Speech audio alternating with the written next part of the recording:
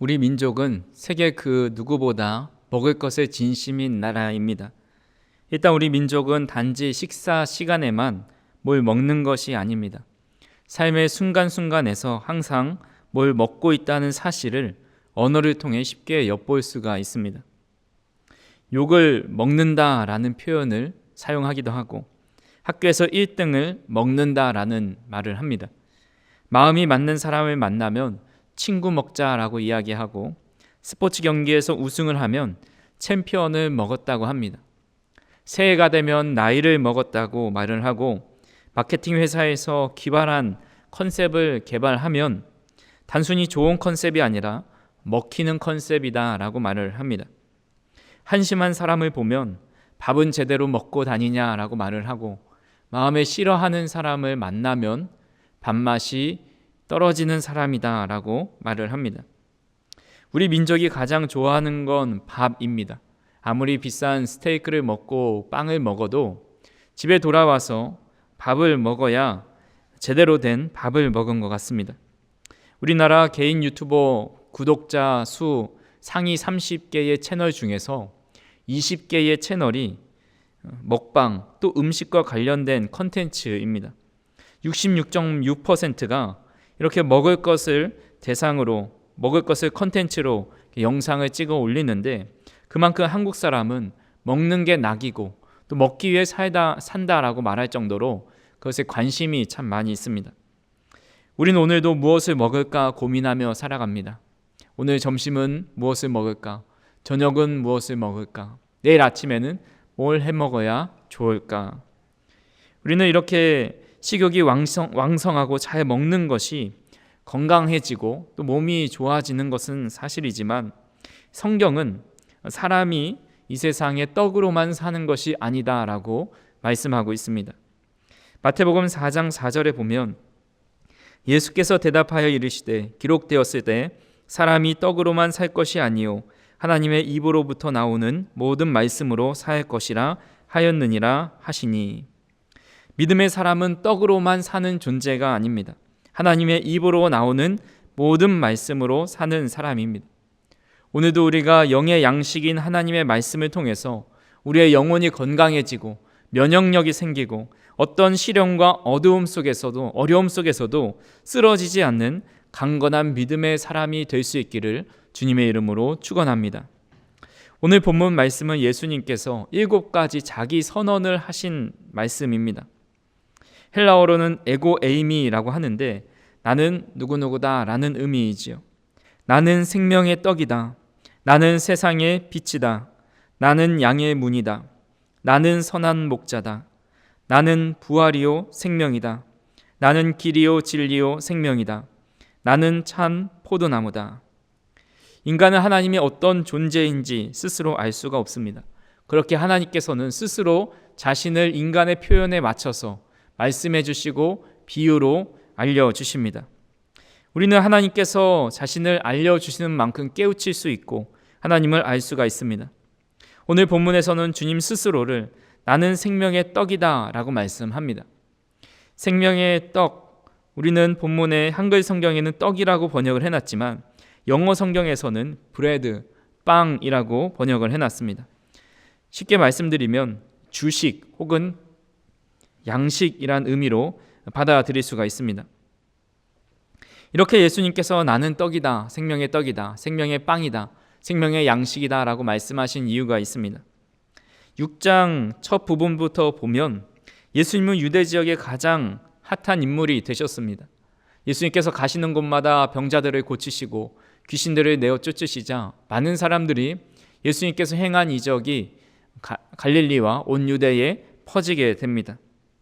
그래서 요한복음 6장 2절에 보시면 큰 무리가 따르니 이는 병자들에게 행하시는 표적을 보았음이러라 라고 말씀합니다. 예수님께서 병자들에게 행하시는 표적을 보고 큰 무리가 따릅니다. 예수님은 큰 무리가 자기에게로 오는 것을 보시고 빌립에게 이들에게 떡을 사서 먹이라 라고 말씀합니다. 자, 빌립이 이렇게 큰 무리를 조금씩만 먹으려 하여도 200데나리온이나 필요합니다 라고 말을 합니다. 200데나리온은 당시 한 데나리온당 일당, 하루에 일당이었기 때문에 지금으로 쳐서 한 10만 원 치면 200만 원 어치의 떡이나 빵이 필요한 상황이었습니다.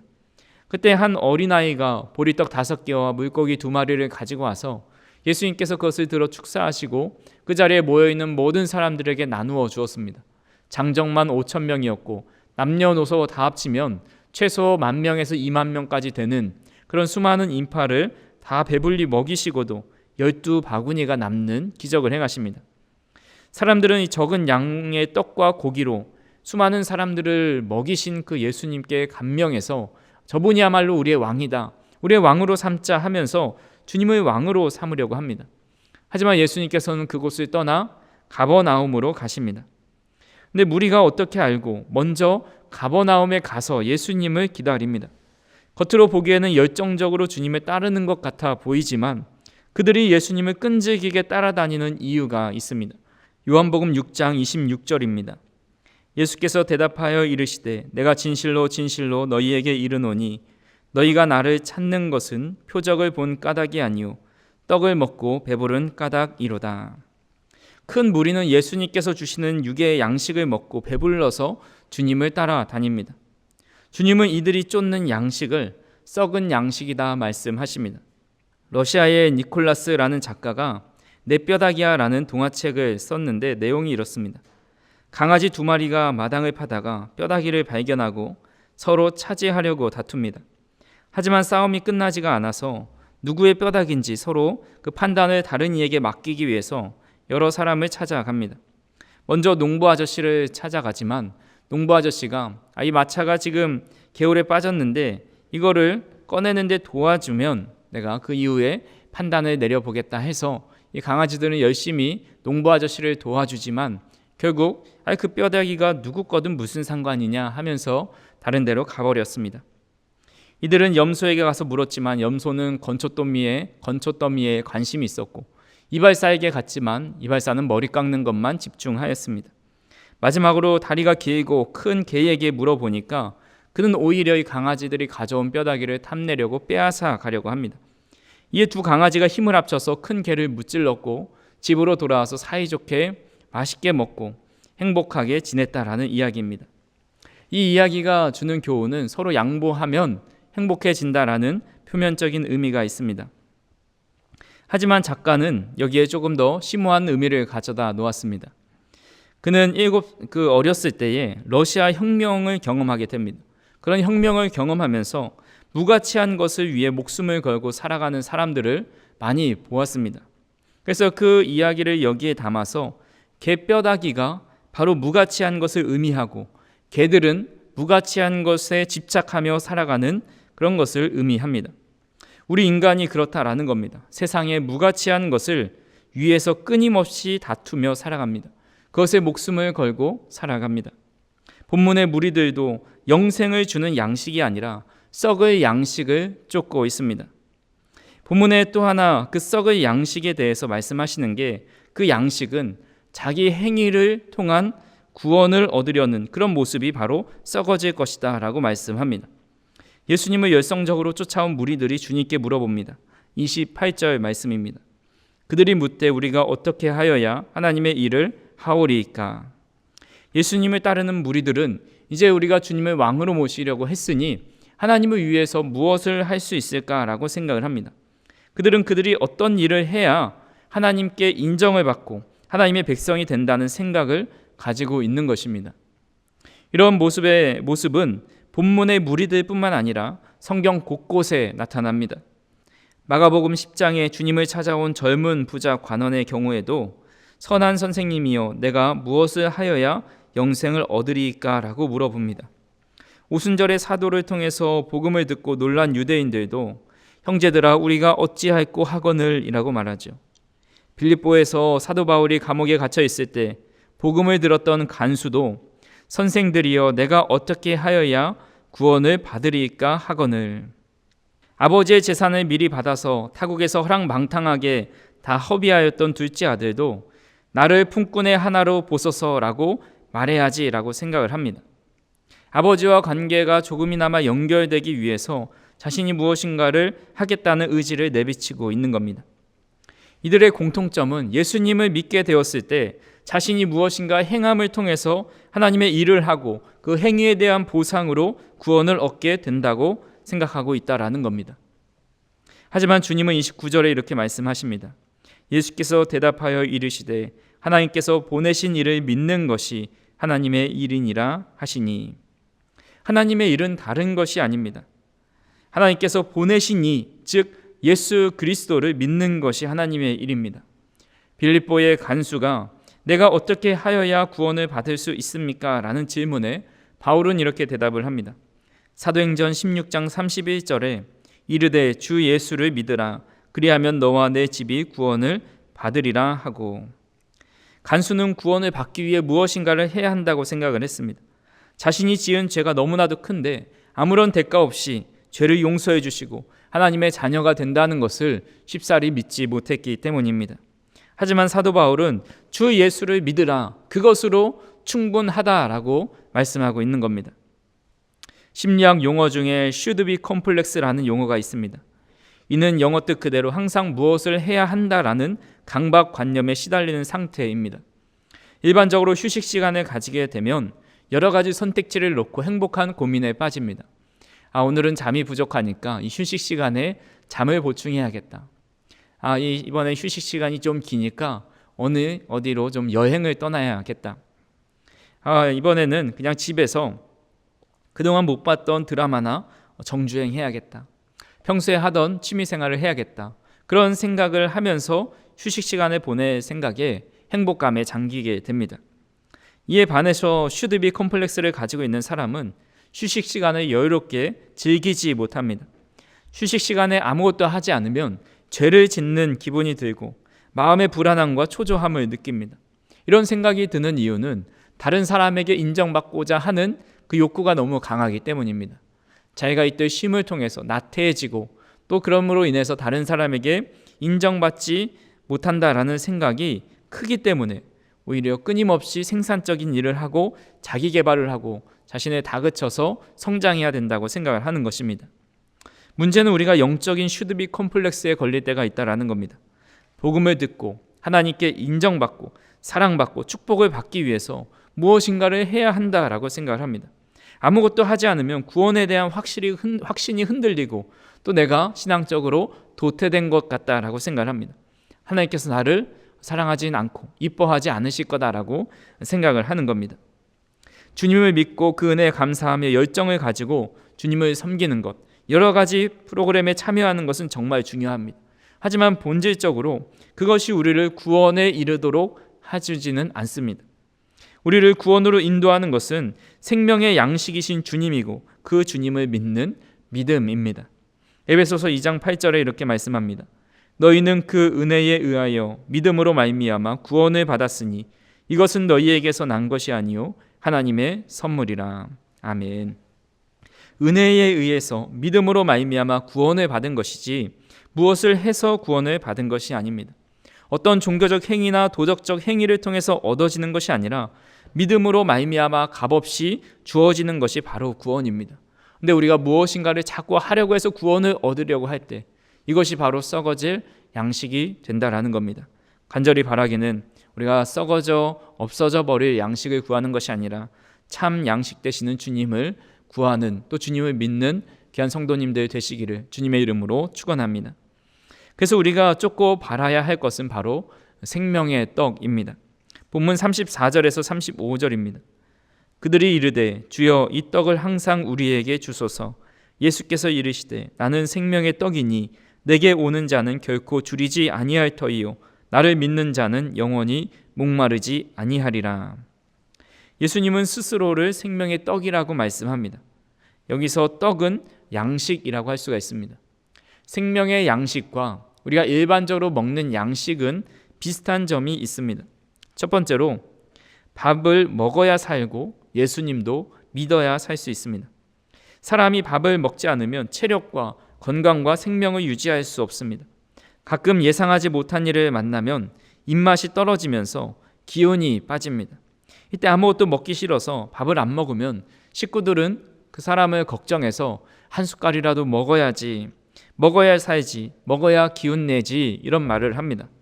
우리 몸이 살아있으면 반드시 양식을 먹어야 하듯이 우리 영적으로 살아있기 위해서는 바로 예수 그리스도인 생명의 떡을 먹어야 합니다. 여기서 생명의 떡이 바로 예수님이고 예수님은 곧 말씀을 의미합니다. 즉 예수님을 믿고 말씀을 듣고 묵상해야 우리의 영혼도 생명을 유지할 수 있다라는 겁니다. 두 번째로 양식은 한 번 먹은 것으로 끝나는 것이 아니라 매일 먹어야 합니다. 우리가 뷔페를 가게 되면 꼭 이런 심리가 있습니다. 본전은 뽑아야겠다. 그래서 평소 먹는 것에 두세 배 이상을 먹습니다. 디저트까지 다 먹어서 디저트 위가 따로 있다고 하는데 그 위까지도 다 가득 채워 넣습니다. 더 이상 들어갈 공간이 없을 정도로 먹고 나서 하는 말이 오늘 저녁은 다 먹었다 말을 합니다. 그렇게 아무리 배부르게 먹었어도 저녁 7시, 8시만 돼도 사람은 금세 배고파집니다. 많이 먹으면 한두 끼는 건너뛸 수 있습니다. 하지만 한 번 거하게 먹는다고 그것이 그렇게 오래가지 않습니다. 마찬가지로 생명의 양식을 한 번만 먹고 끝나는 것이 아닙니다. 하나님의 은혜를 받았다고 끝이 아니라 주님이신 말씀을 매일 듣고 묵상하면서 우리가 늘 새로워지는 양식을 만나와 같은 양식을 먹어야 한다라는 겁니다. 우리는 달리는 차와 같아서 기름을 넣어주지 않으면 금세 퍼지게 되고 또 배터리와 같아서 충전해 주지 않으면 금세 방전돼 버리는 존재입니다. 날마다 주님의 말씀으로 가득 채워서 우리가 새 힘을 얻어야 한다라는 겁니다. 세 번째로 좋은 걸 먹어야 성장하고 힘이 생겨 건강해집니다. 저희 아이들이 보는 그 영화에서 탕후루를 맛있게 먹는 장면이 나옵니다. 아이가 그것을 보고 아빠 탕후루가 뭐야? 라고 물어봅니다. 근데 탕후루는 과일에다가 저 맛있는 달콤한 이 설탕을 이렇게 묻혀 놓은 거야 라고 말하니까 나도 저거 먹고 싶어 라고 말을 합니다. 아이들이 아무리 좋아해도 그렇게 설탕 덩어리를 묻힌 과일을 사줄 수가 없었습니다. 라면이나 과자나 사탕이나 탄산 음료, 몸에 좋지 않은 것을 웬만해서는 주지 않습니다. 건강한 음식을 먹으면 몸이 성장하고 힘을 얻어 활동할 수 있듯이 우리 영을 건강하게 하는 것은 바로 생명의 떡이신 주님의 말씀입니다. 마지막 네 번째로 양식은 나눌수록 풍성해집니다. 콩 한 쪽도 나눠 먹는다는 말이 있습니다. 작은 것도 혼자 먹는 것보다 나눠 먹으면 더 큰 기쁨과 유대감이 생깁니다. 마찬가지로 예수님의 복음을 나눌수록 더 많은 사람들이 구원의 기쁨을 누리고 하나님 나라가 확장되고 그 안에 유대감을 갖게 되는 것을 보게 됩니다. 이런 이유로 예수님은 자신을 양식으로 비유하고 있는데 이 양식이 주는 특징 중에 하나가 우리의 영혼을 충분히 만족시킨다라는 것입니다. 가끔씩 TV를 통해서 맹수들이 사냥을 하는 장면이 나옵니다. 그런데 그들의 특징은 배고플 때만 사냥을 한다는 겁니다. 아무리 자신이 좋아하는 먹잇감이 배부를 때 이렇게 눈앞을 아른아른 거려도 절대 그것을 잡아먹지 않습니다. 자신이 배부른 것으로 충분히 만족해하면서 누워서 쉬고 있는 겁니다. 하지만 인간은 다릅니다. 이사야 55장 2절 말씀에 너희가 어찌하여 양식이 아닌 것을 위하여 은을 달아주며 배부르게 하지 못할 것을 위하여 수고하느냐. 내가 듣고 들을지어다.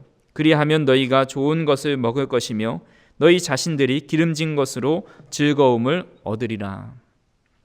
인간은 욕심이라는 배고픔을 가지고 있어서 그 욕심을 채우려고 수고하지만 그것은 그 사람을 완전히 배부르게 하지 못합니다. 세상의 양식으로는 우리의 영혼을 만족시킬 수가 없습니다.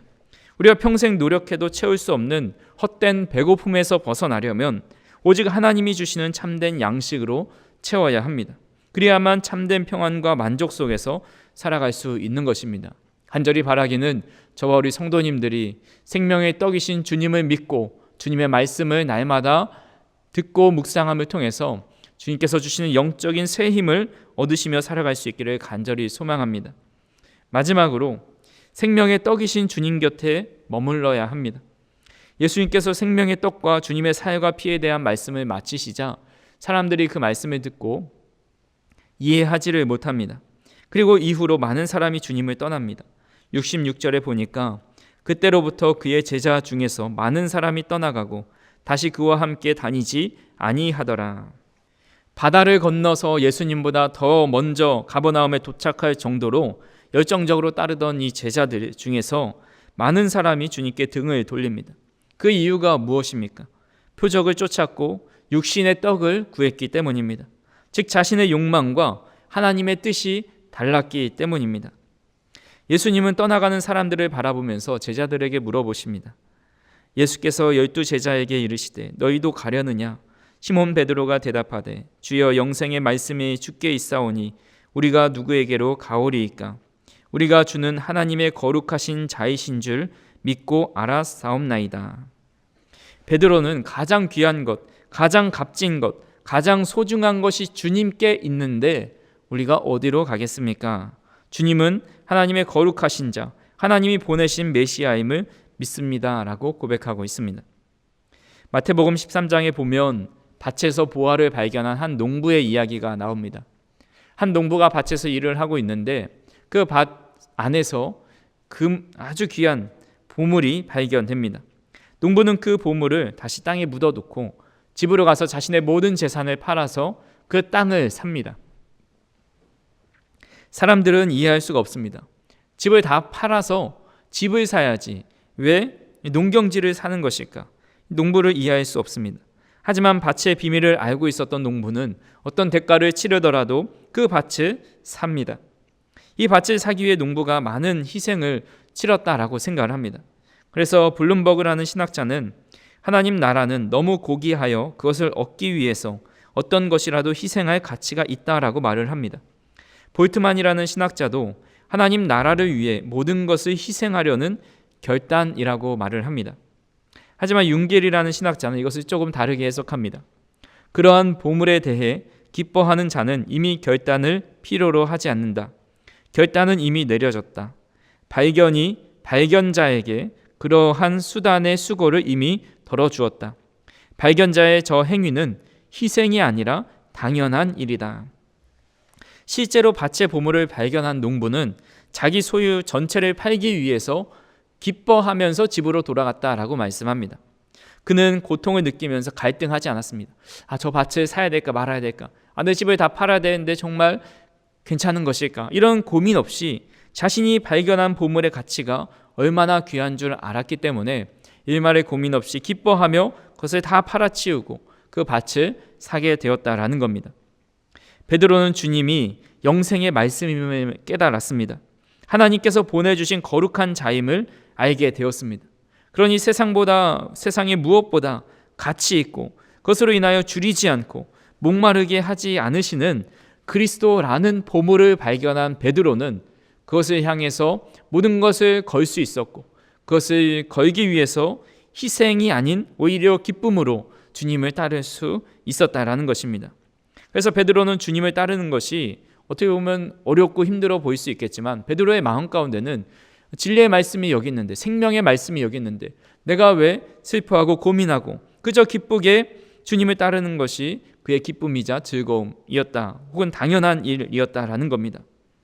사랑하는 성도 여러분, 예수님은 생명의 떡이십니다. 우리는 생명의 떡을 받아 먹기만 하면 즉 예수님을 믿기만 하면 영원한 생명을 얻게 됩니다. 예수님을 믿는 사람은 결코 줄이거나 목마르지 않습니다. 그렇게 오늘도 생명이 떡이 되셔서 우리를 구원하시고 우리의 영혼을 강건하게 하시는 주님 곁에 머무시면서 주님께서 주시는 풍성한 은혜와 사랑을 마음껏 누리며 살아가는 저와 우리 성도님들이 되기를 간절히 소망합니다. 그런 주님께서 주시는 풍성한 사랑과 은혜를 누릴 때 그것이 정말 귀한 것임을 알고 우리가 억지로 주님을 섬기는 것이 아니라 기쁨과 감사함으로 자원하는 마음으로 당연히 주님을 섬기게 될 것입니다. 간절히 바라기는 생명의 떡이신 주님으로 가득 채우시고 또 그 주님의 영생의 말씀으로 날마다 새로운 삶을 살아가고 풍성한 은혜를 누리며 살아가는 저와 우리 성도님들이 되기를 주님의 이름으로 축원합니다. 사랑과 은혜가 풍성하신 하나님 아버지, 오늘도 우리에게 생명의 양식을 허락하시고 우리의 영혼을 채워주심에 감사를 드립니다.